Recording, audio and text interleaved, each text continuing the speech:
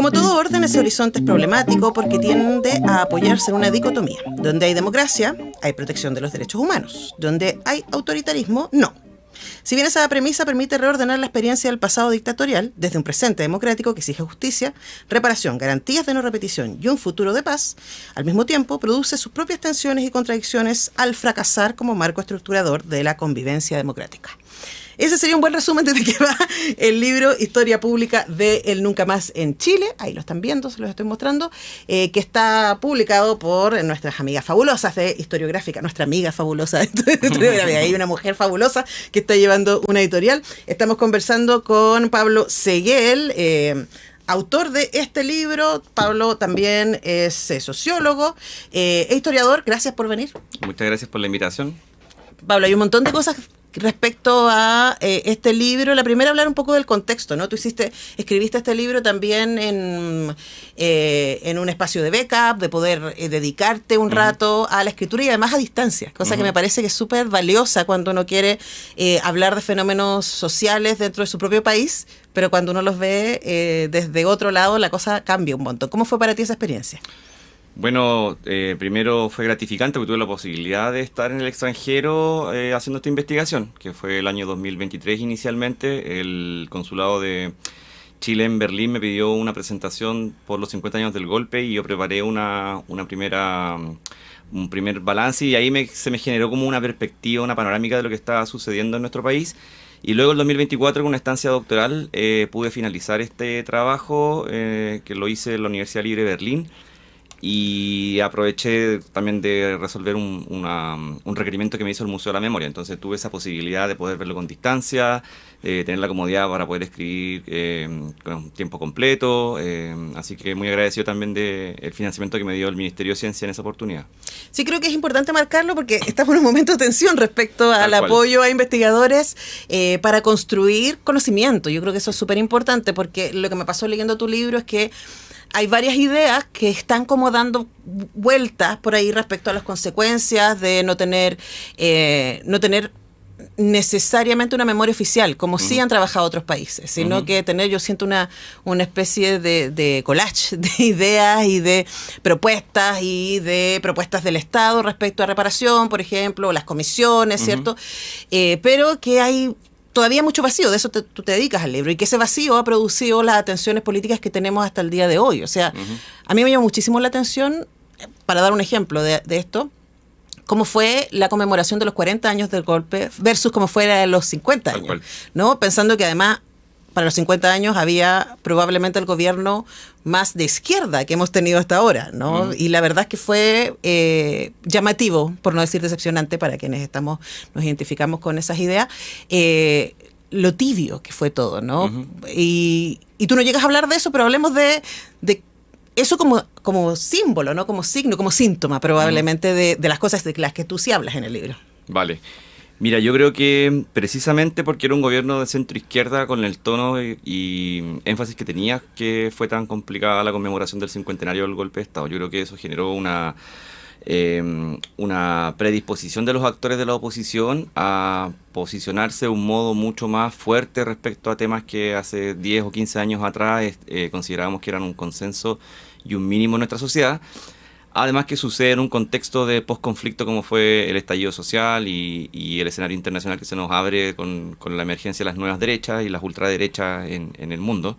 Entonces eso te reordena el escenario dentro de las propias derechas. Pero yo creo que lo más relevante para entender esto es que cuando uno pone en frío lo que ha hecho el Estado chileno y lo compara con otros estados a nivel continental, es decir, en América Latina o en el mundo, el Estado chileno en cifras ha hecho mucho en términos de verdad, mucho en materia de reparación, pero cuando uno va a buscar si es que estas acciones del Estado están ancladas en un consenso social y político con una transversalidad, ahí nos presentamos frente a un escenario bastante crítico, a diferencia, por ejemplo, de lo que pasa en Uruguay o lo que puede pasar en otros países.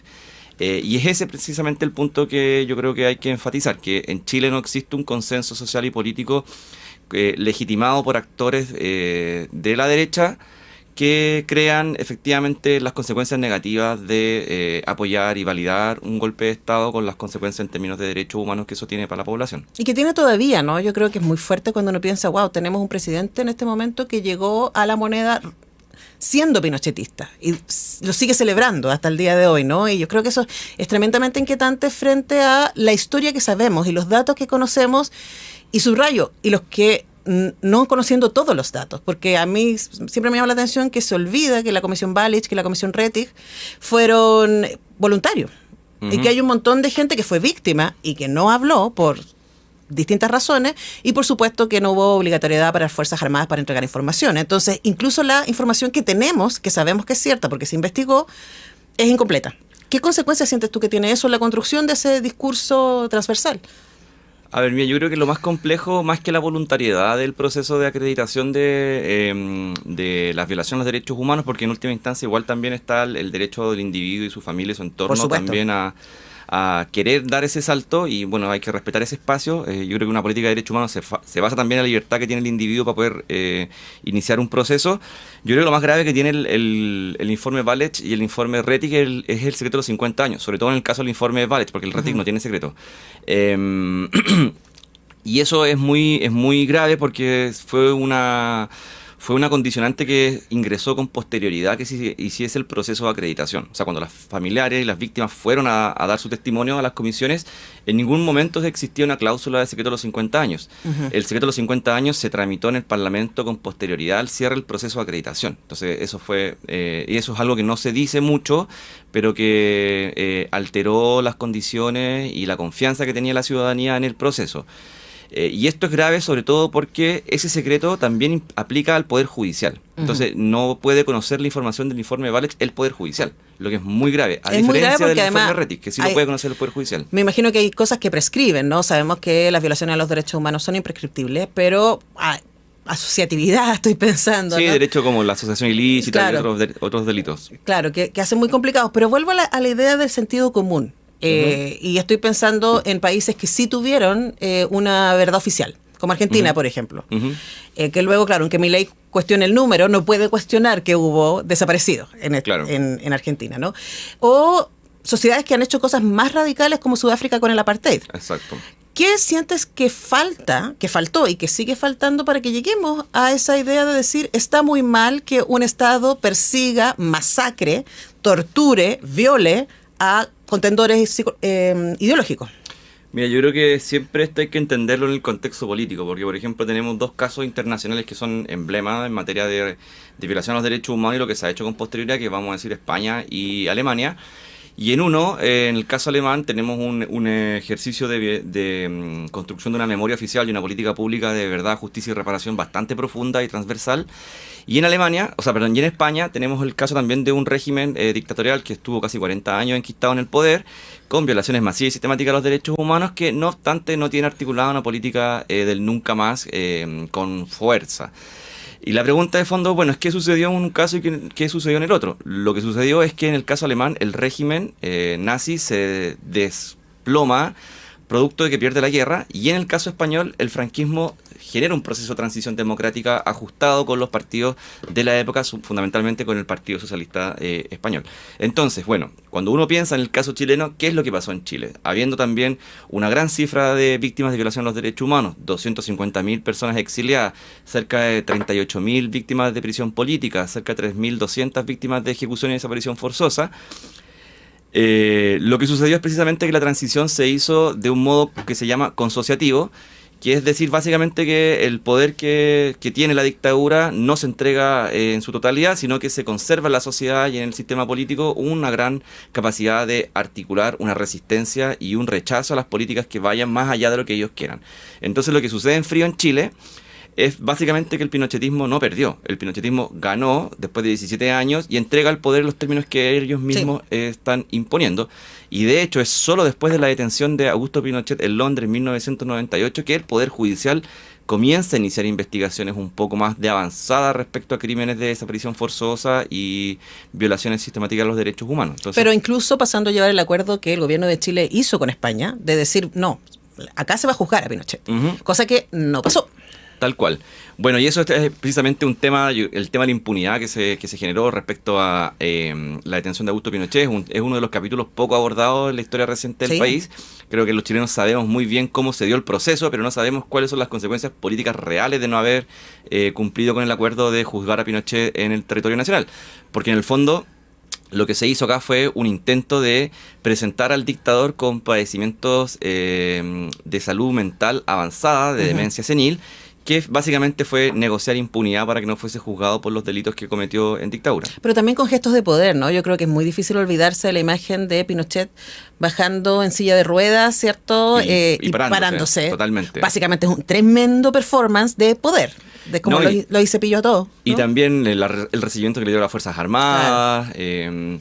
Sin duda son elementos que tensionan la narrativa oficial de la transición en Chile respecto a que se hizo mucho más de lo que se pudo haber hecho. Claro. Ahora, para cerrar, porque tengo 1500 preguntas, Pablo, pero no voy a alcanzar a ponerlas todas. Les invitamos a que se consigan el libro ahí.